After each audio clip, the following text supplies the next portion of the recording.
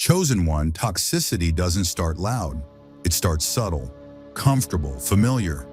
What ended early would have turned heavy later, and you were spared the slow damage. Chosen one. If you're hearing this, pause for a second and feel the weight of that truth. This message didn't arrive randomly. You didn't click by accident.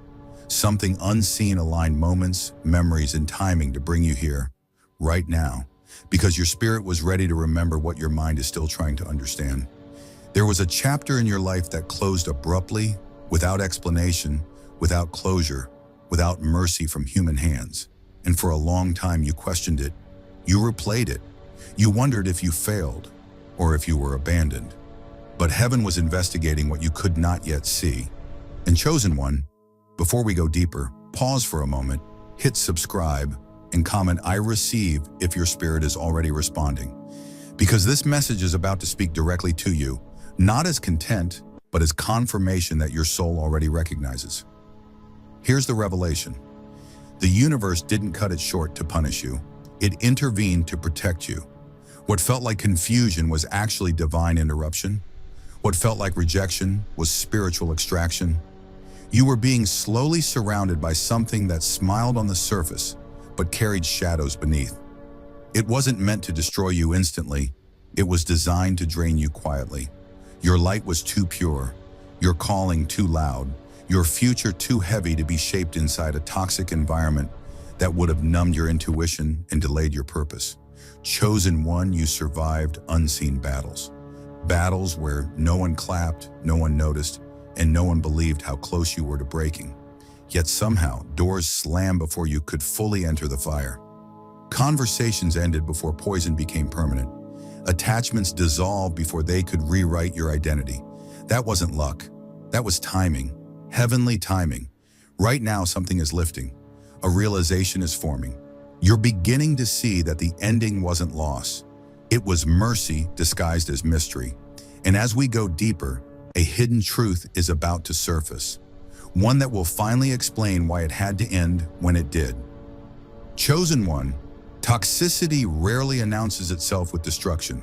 It doesn't knock loudly or arrive as a storm. It enters quietly, wearing familiarity, safety, and comfort. At first it feels like warmth, like something you've known before. That's how the quiet shift begins. Nothing feels wrong enough to leave. Nothing feels dangerous enough to resist. And that is exactly why it works. In the beginning, your light was not attacked. It was slowly adjusted, dimmed, not extinguished. You were still shining, still showing up, still giving your energy. But over time, the glow became softer, less vibrant. Not because you were weak, but because something around you was absorbing what you gave without replenishing it. Have you noticed how you started explaining yourself more? How joy required more effort than it used to? That wasn't imagination. That was the dimming process. The compromises came next. Small ones, harmless ones. You told yourself, it's not a big deal. You adjusted your boundaries slightly. You stayed quiet when your truth wanted to speak. You tolerated things you once would have questioned. Each compromise felt like maturity, patience, or love. But Chosen One, repeated silence slowly trains the soul to shrink. Did you feel that moment when something in you stepped back just a little, and you didn't fully know why? And then there was the whisper, that gentle nudge from within. Intuition doesn't scream. It doesn't panic. It simply taps you softly and asks, "Are you sure this is aligned?" You felt it in your chest, in the pause before you said yes, in the heaviness after certain interactions. But you kept going, not because you ignored wisdom, but because you hoped things would improve.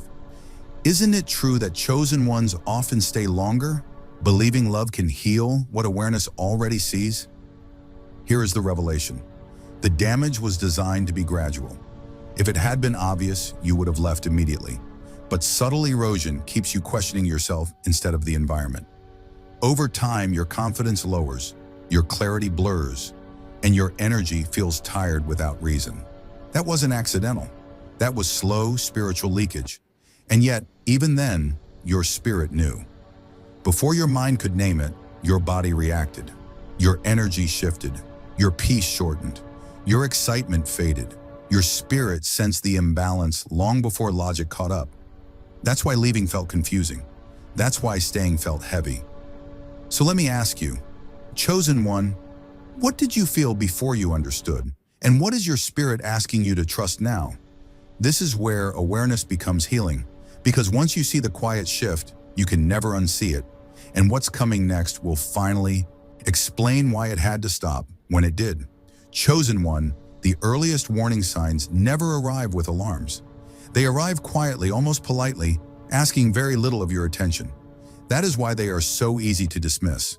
Nothing felt bad enough to justify leaving. There was no single moment you could point to and say, this is where it broke. Instead, there were small discomforts you learned to step over. Slight tightness in your chest, a pause before responding, a sense that something was off, but not enough to walk away. And so you stayed, not because you were blind, but because the signal was subtle by design. There is a deep reason familiar pain often feels safer than the unknown. Your nervous system recognized the pattern. Even when it hurt, it felt predictable. Leaving would have meant stepping into uncertainty, and uncertainty can feel more frightening than quiet suffering. So you told yourself it was manageable. You adjusted, you adapted, you learned how to survive inside something that was slowly costing you pieces of yourself. Have you noticed how the mind can normalize almost anything if it promises stability? Then there was the exhaustion. Your energy felt lower, but you didn't question the environment. You questioned yourself. You assumed you were tired, sensitive, overthinking, or not strong enough. You took responsibility for a weight that wasn't yours to carry. Chosen one, that kind of self-blame is common when your empathy is high and your awareness is deep. But ask yourself honestly, when did rest stop restoring you? When did peace feel temporary instead of natural? Many of the warning signs were disguised as virtues. Patience that required you to silence your truth. Loyalty that asked you to stay even when your spirit felt uneasy. Love that demanded endurance instead of reciprocity. These didn't look like red flags, they looked like character. And because you are someone who values depth, commitment, and meaning, you honored those qualities even when they were being used against your well-being. Can you see now how your strength was mistaken for permission? Chosen ones often ignore early signals because they see potential before reality. You sense what something could become, not just what it is. You believe in growth, healing, and transformation.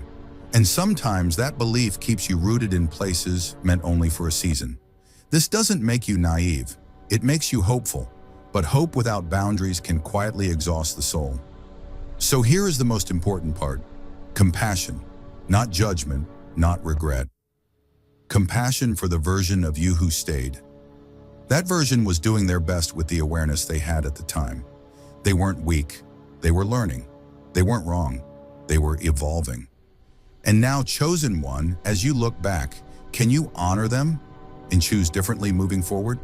Because seeing the signs now doesn't mean you failed then. It means your awareness has grown, and that growth is preparing you for what comes next. Chosen one, some endings don't come with explanations because they are not meant to be debated by the mind. They are enforced by heaven. When divine intervention steps in, it does not always announce itself. It doesn't sit you down and explain the reasons. It moves swiftly, decisively, and without asking for permission. One moment, things are familiar. The next, they are gone. And you're left standing in the silence asking why. But understand this, heaven does not interrupt what is harmless. It intervenes when something unseen is crossing a line you were not meant to endure. That is why there was no gradual fade, no slow drifting apart, no gentle closure. It had to stop suddenly because if it had faded slowly, you might have negotiated with yourself to stay. You might have compromised again. You might have explained away the warning signs one more time. A clean break was mercy. A sudden stop was protection. Chosen one, have you noticed how the ending felt harsh, but also strangely relieving at the same time? Delays would have weakened your clarity. The longer something misaligned remains in your life, the more it blurs your intuition. Confusion settles in. Boundaries soften. Discernment gets quiet. Heaven knew that waiting would cost you more than leaving. So the interruption came when it did, before your vision adjusted to distortion, before your spirit learned to tolerate what it was meant to escape. What felt premature was actually precise. There was an unseen moment, one you were not present for, where protection overruled logic. Conversations happened in realms you don't see.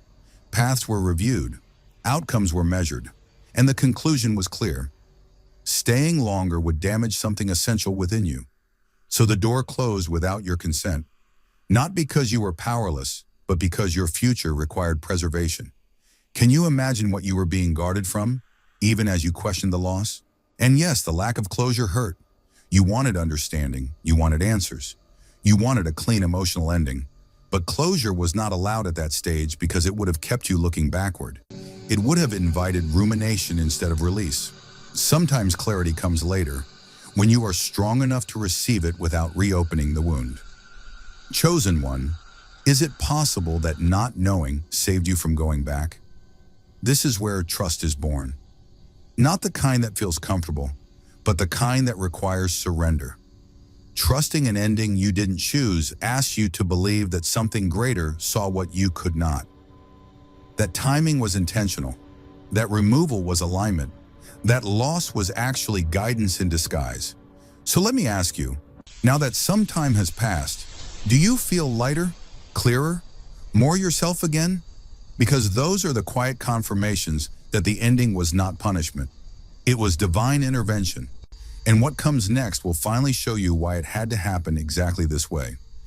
Chosen one, after a sudden ending, there is often a strange and unsettling phase that follows. The fog. It's the space where protection has already occurred, but understanding hasn't arrived yet. You are technically safe, removed from what could have harmed you, yet you feel lost, directionless, untethered. This confusion can feel cruel, as if peace should have come immediately after the rescue. But this fog is not punishment, it is recalibration. Can you feel how your soul is trying to reorient itself now that the noise has stopped? It's deeply human to miss what hurt you, especially when it was familiar. Familiar pain has a rhythm. It knows your name. It knows how to stay predictable. When it disappears suddenly, the silence can feel louder than the suffering ever was. You may catch yourself longing for moments that weren't healthy, replaying memories that weren't kind, wondering why your heart reaches backward even though your spirit knows better. Chosen one, missing familiarity does not mean you were meant to stay.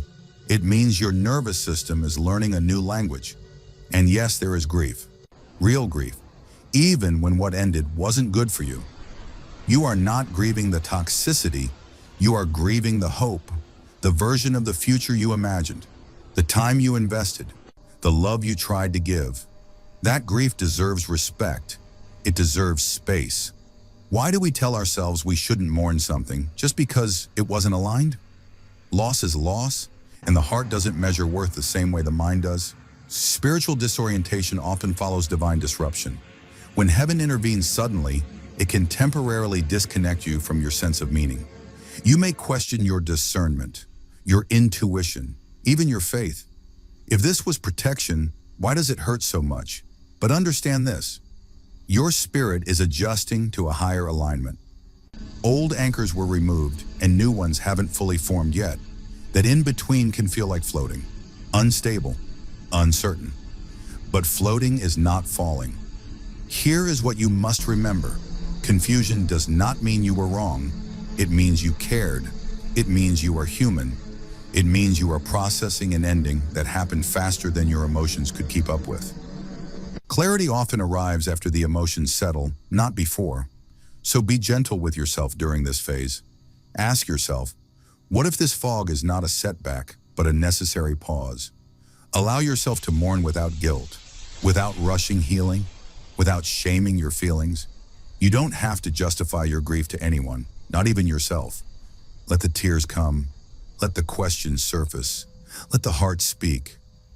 Mourning does not mean you want it back. It means you are honoring what was real to you at the time. And as the fog slowly lifts, and it will, you'll begin to notice something subtle but powerful. Your breath feels deeper. Your energy feels cleaner. Your spirit feels quieter in a good way. That is when you'll realize the confusion was temporary, but the protection was permanent. And what comes next will feel clearer because of what you survived. Chosen one, some of the greatest miracles in your life are the ones you never get to see directly. They are not events that happened, but futures that were quietly canceled. There is a version of you that never had to exist, a version shaped by prolonged exposure to something that would have hardened your heart, narrowed your vision, and slowly rewritten who you are. You were spared becoming someone you would have had to heal from later, and that in itself is sacred intervention. There was trauma waiting down that path, not always dramatic, not always obvious, but cumulative. The kind that settles into the nervous system and becomes normal. The kind that teaches you to brace instead of relax, to anticipate instead of trust. You didn't see it forming, but heaven did. And so you were removed before those wounds could root themselves into your body and memory. Have you ever considered how different your inner world might feel today if you had stayed just a little longer? Identity loss is one of the quietest dangers of toxic environments. It doesn't happen all at once. It happens through adaptation. You start editing yourself to keep the peace. You soften your voice. You question your instincts. You become more careful, less expressive, less you. But chosen one, that erosion was interrupted.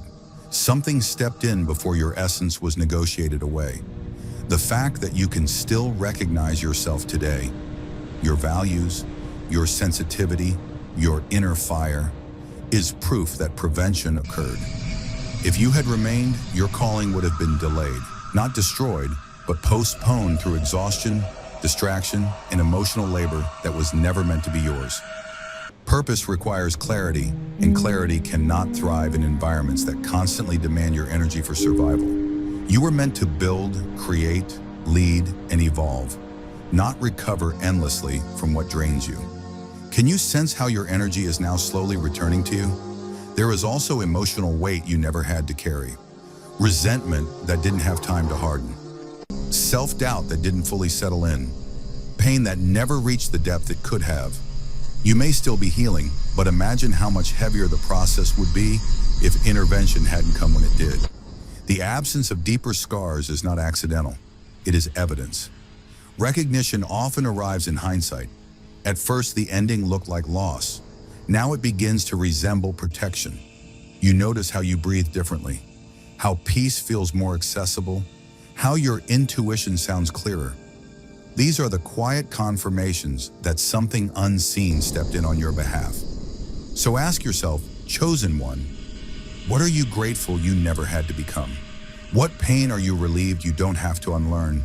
When you look back now, can you see that what ended wasn't taking from you? It was saving you? And in that realization, your trust in divine timing begins to deepen, preparing you for what you are finally free to receive. Chosen one, there comes a moment in every awakening when pain begins to soften into understanding. Not because the memory disappears, but because the meaning finally reveals itself. This is where sacred reframing begins.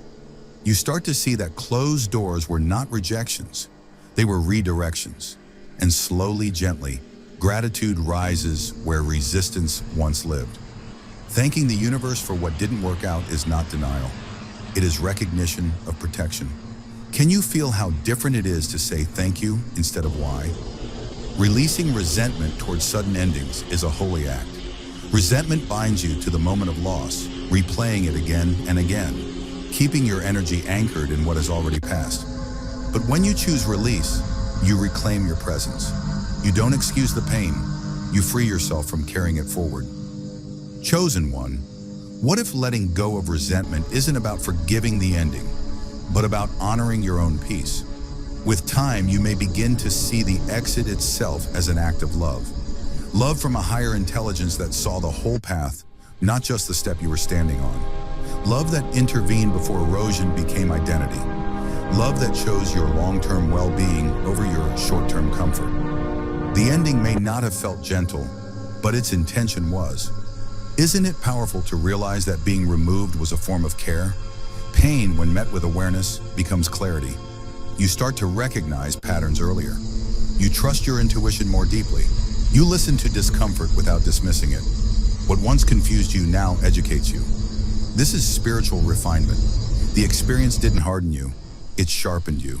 And clarity like this can only be earned through lived understanding, not theory. Gratitude is what restores your power. Not forced gratitude, not spiritual bypassing, but grounded appreciation for survival, growth, and preservation.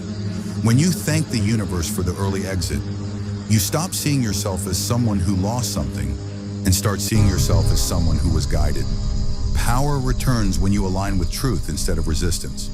Can you feel how that shift changes your posture, your breath, your inner dialogue? And now you step forward lighter, wiser, intact. You are not carrying unnecessary weight into the next chapter. You are not dragging lessons that were meant to be completed. You are walking with clarity instead of confusion, with trust instead of fear. Chosen one, this is not the end of your story. It is the clean beginning. So as you move ahead, ask yourself gently, what am I ready to receive now that I am no longer holding on to what had to end? Because what comes next will meet you at the level of awareness you have earned.